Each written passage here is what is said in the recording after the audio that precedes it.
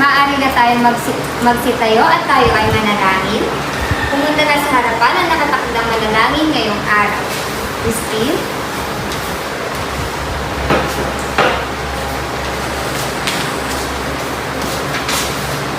Sa ngalan ng Ama, ng Anak, ng Espiritu Santo.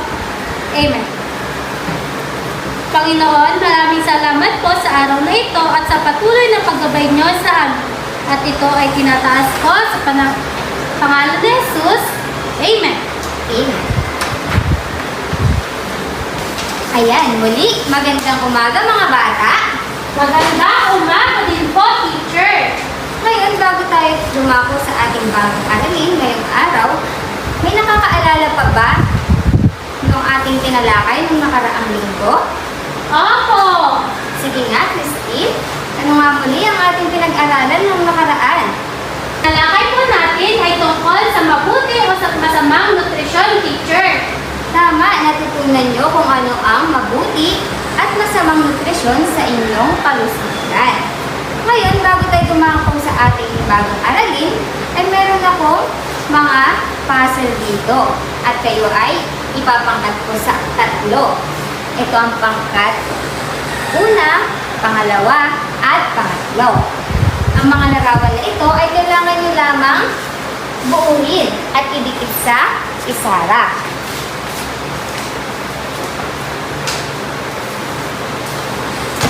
Bibigyan ko lamang kayo ng 2 minuto para buuin ang ating larawan.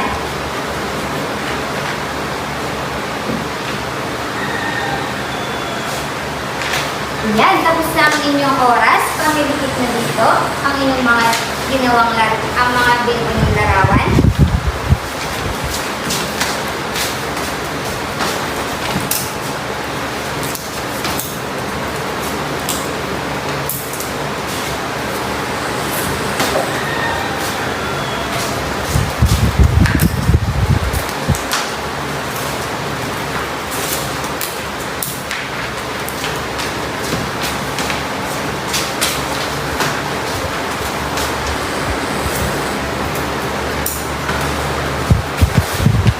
Magaling!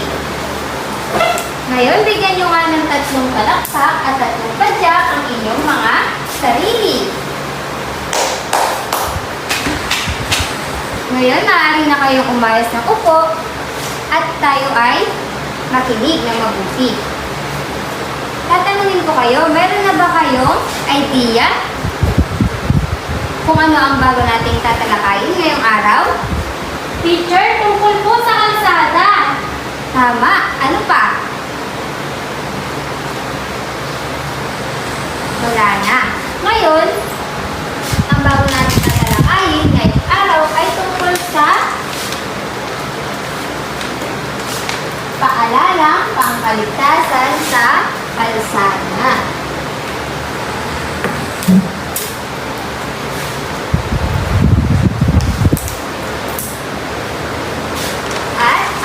Layunin ngayong araw ay maaari niyo bang basahin ng sabay-sabay sa 2, 3, basa.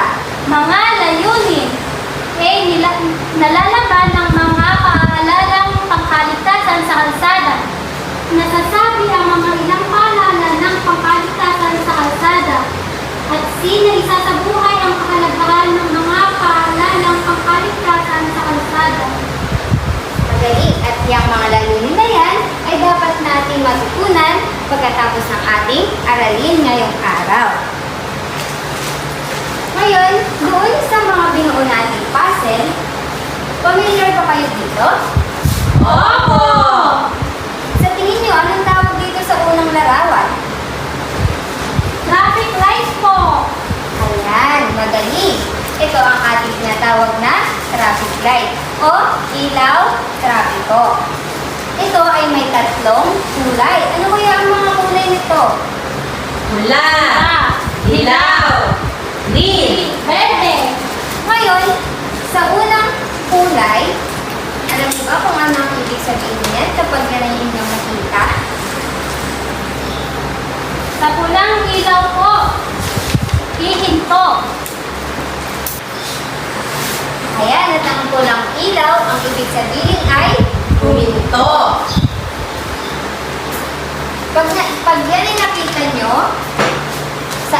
ilaw trapiko, ang ibig mo lang gagawin ay huminto. At pag ang kulay dilaw naman, ang nakita nyo, pakibasa nga, RB. Dilaw na ilaw, humanda sa pagtawid. Magaling. Ang dilaw na ilaw ay humanda daw sa pagtawid. Kayo ba ay ginagawa niyo ba yun bago tumawid? Opo! Magaling. At ang kulay berde naman na ilaw ay kailangan daw pag nakita niyo daw ang berde na ilaw ay maaari na umalis. Umalis.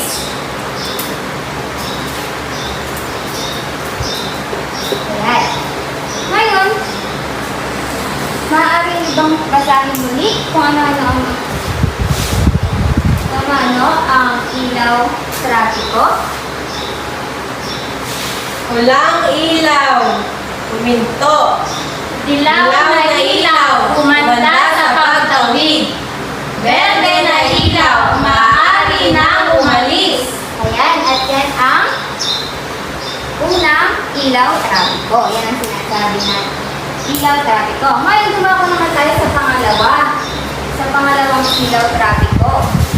Ito ay may dalawang ilaw. Ito ay kulay pula at kulay dilaw. Nakikita niyo rin ba ito sa tabi ng daan? Opo! Magaling. Pagka ang pulang ilaw ay nakita niyong ilaw, ang gagawin niyo lamang ay Hihinto. magaling. Dahil katulad lang din ng sa ilaw trapiko, ang pulang ilaw ay huminto.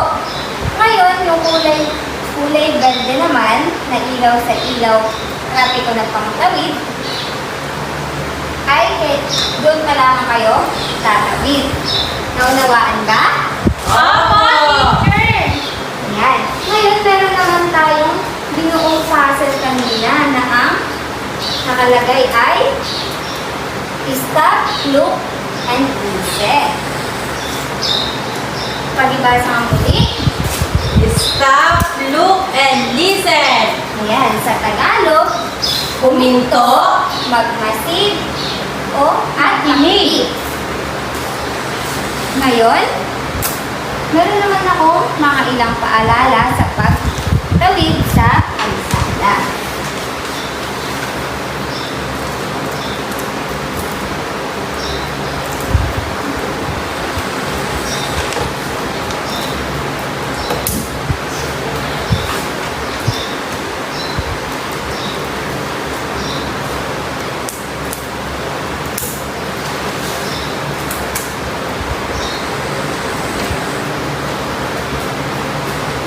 Ayan.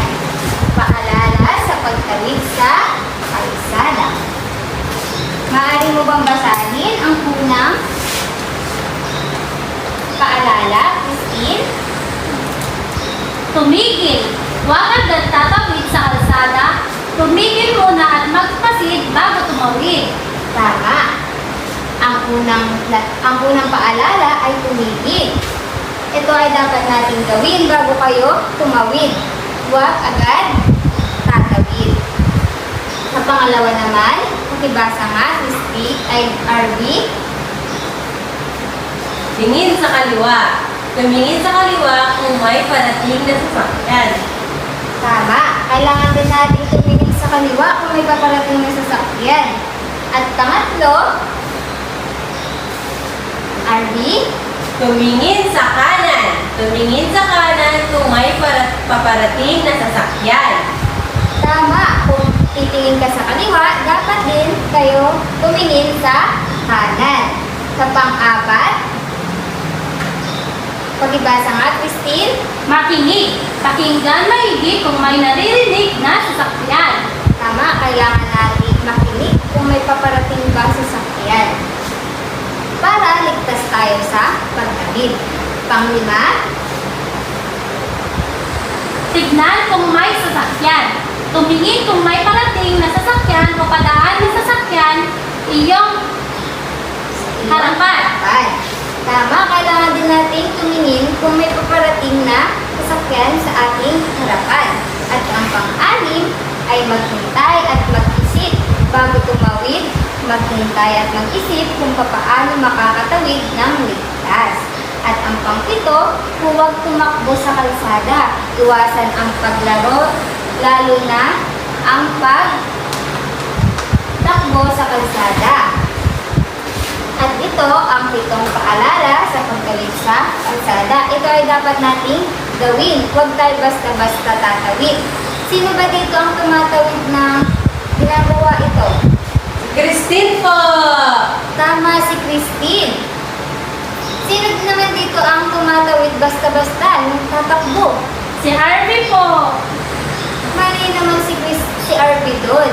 Dahil kapag tayo ay patakbong tatawid sa ating kalsada, tayo ay maaaring madisgrasya at hindi ligtas ang ating pagtawid. Ngayon, meron ako dito mga ilang karatulang pangkaligtasan sa kalsada. Yan, at ang unang karatula ay senyalis ng pagtigil o stop sign. Ang ibig sabihin lang nito ay tayo ay tumigil sa sandali. Sino madalas ba nakakita ng gantong karatula sa daan? Ako po. Magaling. Ito ay makikita natin madalas sa tabi ng daan. At sa pangalawa naman ay ang peligro o danger sign. Maaari mo bang basahin, Christine? Ibig sabihin lang ito ay tayo ay mag-ingat dahil maaaring may panganib sa kalsada. Magaling. Pag nakita nyo ito sa daan, kailangan natin magdahan-dahan sapagkat may panganib sa daan. At ang pangatlo, ginagawang kalye o roadwalk. Kapag nakita nyo ang sign na ito, ibig sabihin lang nito ay may ginagawang kalsada sa daan, kaya kailangan nating mag-ingat. Katulad din ng unang sign, kailangan din nating magdahan-dahan kapag tayo ay nasa daan. Ngayon, lumako tayo sa susunod na karatula. At ang karatula kasunod ay do not stop, do not enter. Huwag pumasok o do not enter. Ngayon, ang ibig sabihin lang nito, dapat hindi tayo basta-basta pumapasok. Kapag nakita nyo itong sign na to, papasok pa ba kayo? Hindi po. Magaling. Ngayon, ang sunod naman ay tawiran o pedestrian crossing sign. Kayo ay ligtas tumawid. At ang tawag dito, pedestrian crossing sign. Yan. Kapag nakita nyo yung sign na ito, doon pwede kayong ligtas tumawid. Naintindihan ba? Opo! At ang panghuli naman ay give way sign o senyas sa pagbibigay ng daan. Ito ay mahalagang malaman natin upang maayos ang ating paglalakad o paglalakbay. Yan. Banggitin nga muna natin ang mga karatula. Ang unang karatula ay Stop o senyales ng pagtigil. tama. At ang pangalawa, Peligro o danger sign. pangatlo, Ginagawang kalye o road work. pang-apat, Stop. Do not enter. Huwag pumasok. Not it. Tawiran o pedestrian crossing signs. at ang panghuli, Give way sign o senyas sa pagbibigay ng daan. magaling. At yan ang karatulang pangkaligtasan sa kalsada. Naunawaan niyo ba ang ating aralin ngayong araw? Opo! Ngayon, anong dapat nating tandaan sa pagtawid ng kalsada ay? Stop, look, listen. Ayan. Ngayon, ang dalawang uri ng ilaw trapiko natin ay ilaw trapiko sa Kalsada, ilaw trapiko sa pedestrian lane o tawiran. tama, mahusay. Ngayon, upang mas maunawaan nga ninyo ang ating aralin ngayong araw,